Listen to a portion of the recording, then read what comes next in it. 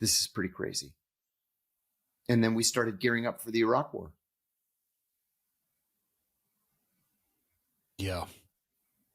I feel like that decision, the OVP had a heavy hand in that, to go back to the movie that we both watched and enjoyed so much. He really did. And I'll tell you another thing. I've told this story in podcasts a couple of times, but it bears repeating here. The night before we invaded Iraq, there was a principals committee meeting. So the principals committee is normally chaired by the president, and it's got the Secretary of State, the Secretary of Defense, the National Security Advisor, the CIA director. They'll invite a handful of other seriously high-level people, principals.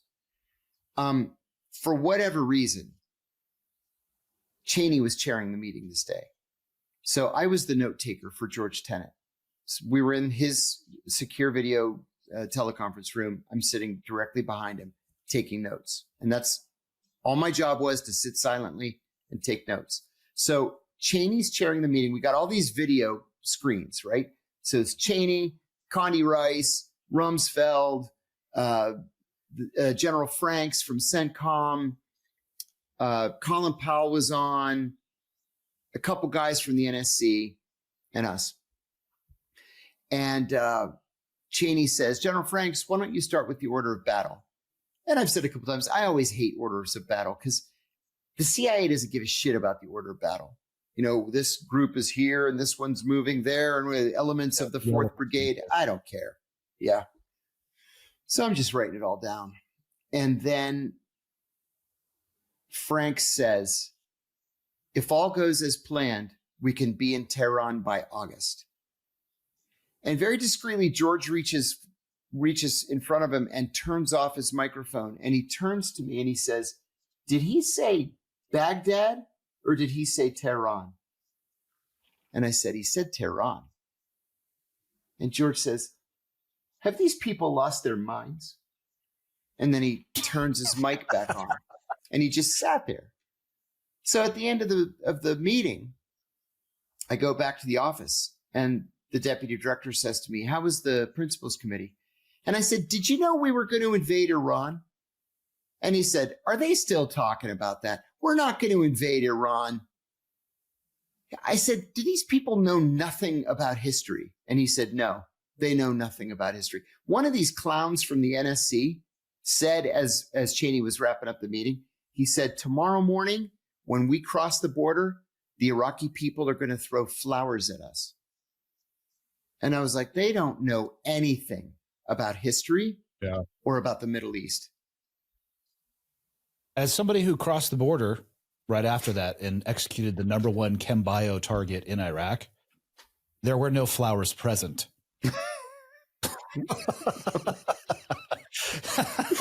At all. Terrible. God. And all you could do is shake your head. Yeah. You know, you mentioned, I would agree with you. I think writ large, the U.S. is safer. What do you think about the stability of the rest of the world? I mean, we were so effective at find, fix, finish, exploit, analyze that I actually, you know, at first it started off with Taliban, right? Which, in my opinion, at least, is a localized geographic gang at best. You know, probably no, you know, totally geopolitical ability. Yeah. Al-Qaeda, different story. But we were so like, oh, 2 or 3 of you get together. Guess what? People with night vision goggles are going to show up. A 500-pounder is going to hit you. That evolved to obviously, a guided missile off of a drone. And even in my own experience, it became much harder. They splintered. Al-Qaeda became ISIS, and it grew into, I think the last report I saw was 60, 64 countries, something like that. Yeah. Did we, what do you think the role of this find, fix, finish? We are so good at it. Yeah. And also in that too, there was a lot of loss of life.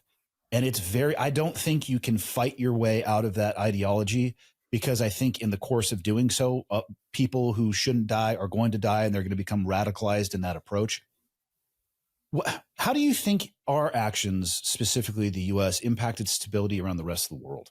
Oh, I think when it came to just the permeation of terrorism and those type of interconnected. I think we destabilized a lot of the world by forcing this splinter. For example, ISIS. That's the easiest example. ISIS was created because a determination was made that Al-Qaeda wasn't radical enough. It wasn't violent enough. And Baghdadi created ISIS while in a U.S. military prison in Iraq. So we almost forced it on them. I remember a whole bunch of us standing around a TV watching George W. Bush in, I think it was December of 2001. It had to be because it was just before I left for Pakistan, in which he used the word nation building. And everybody groaned like, oh, no, not nation. That means we're going to be there for 20 years. Nation building. The mission at the beginning was to destroy Al-Qaeda, and we destroyed Al-Qaeda for all intents and purposes. By 2002, there were 25 known Al-Qaeda operatives left in Afghanistan. 25. Yeah. We should have turned it over to the drone corps and just let them finish the job. I really strongly believe that. You know, it's paralleling over to, because again, we're looking a little bit in the rearview mirror, 20 plus years at this point. A lot of our strategy, bomb into oblivion, target into oblivion. I look over at things like Israel and Gaza, and I'm just curious your thoughts. Well, how do you think that plays itself out? Because it's almost, I don't want to say it's an exact same template, but it's not that different. Yeah. I'm very, very worried about Gaza for a couple of reasons. First of all, you got to call this a genocide. It meets the legal definition of genocide quite easily. The forced removal, for example, of a people, even if you don't kill anybody, the forced removal is genocide legally. And then killing civilians, where the Israeli military acknowledges the Palestinian Health Ministry's numbers of 90% of the dead and wounded being civilians.